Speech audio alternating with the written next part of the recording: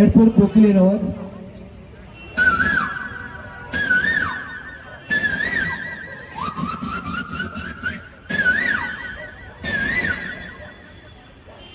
এরপর mobile phone,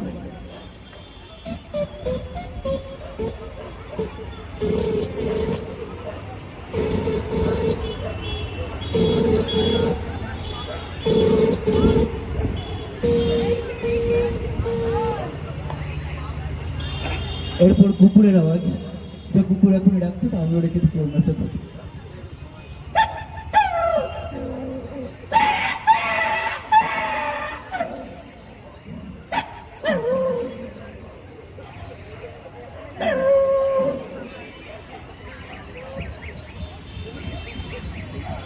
এরপর সাপে যেভাবে ব্যায়াম করে, তো সাপে যখন খাবার খায়, যখন খিদে পায়, তখন কিভাবে সাউন্ড করে সেটা আমি শোনাচ্ছি।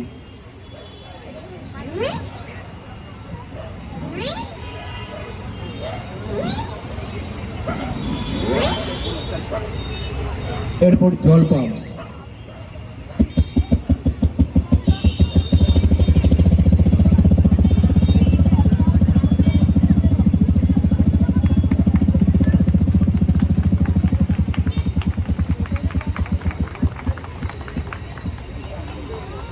এরপর ট্রেন,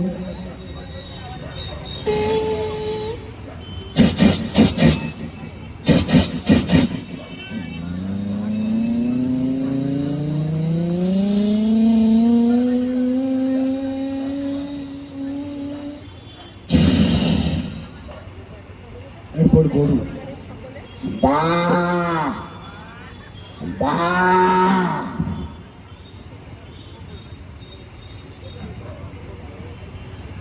এরপর মুরগির আওয়াজ,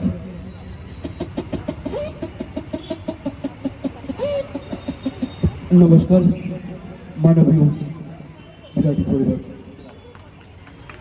আমি বিভিন্ন অনুষ্ঠান মঞ্চে থাকি, বিভিন্ন অনুষ্ঠান মঞ্চে প্রফেশনালি অ্যাঙ্কারিং করি, কিন্তু আজকের অনুষ্ঠান মঞ্চে এসে আমার একটা অভিজ্ঞতা হলো যে হাজার প্রতিবন্ধকতার সঙ্গে লড়াই করেও যে বিভিন্ন প্রতিভার পরিস্ফুটন ঘটতে পারে, তা আমার একজন বসে থাকতে থাকতে একজন সাহিত্যিকের কথা মনে পড়লো, তা আপনাদের সঙ্গে শেয়ার করছি সেই কথাটা।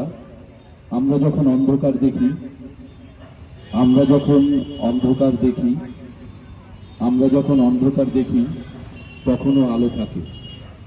সেই আলোকে প্রজ্বলিত করার দায়িত্ব আমাদের সমাজের সকলের। তা আজকে অনুষ্ঠান মঞ্চে ওকে যে সুযোগ আমরা করে দিলাম, এই দায়িত্ববোধ মানবীয় বন্ধুত্ব বিরাটি স্বেচ্ছাসেবী সংগঠনের পক্ষ থেকে তাদের সকলকে এবং ওকে আন্তরিকভাবে অভিনন্দন জানাচ্ছি। আপনারা সকলে